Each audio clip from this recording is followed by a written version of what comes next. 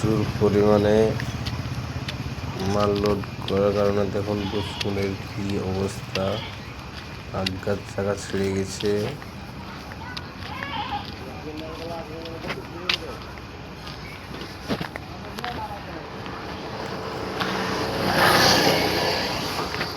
দেখুন কি অবস্থা, উল্টে ছিল গো। কাঠমেল থেকে মাল আগাতে বেশি মাল চাপা হয়েছিল নাকি? উঠতে গিয়ে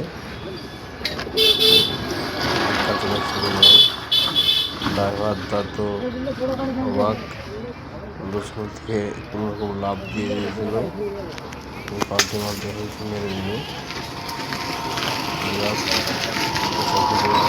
চাকা ছিঁড়ে থেকে গেছে, মেন রোডে উঠতে গিয়ে এই অবস্থা।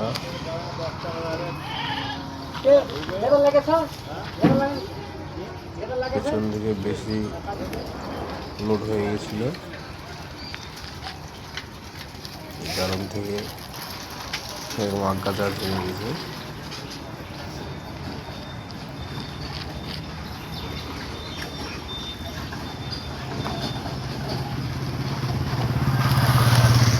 চাকা ছেড়ে থেকে এসে এমন অবস্থা।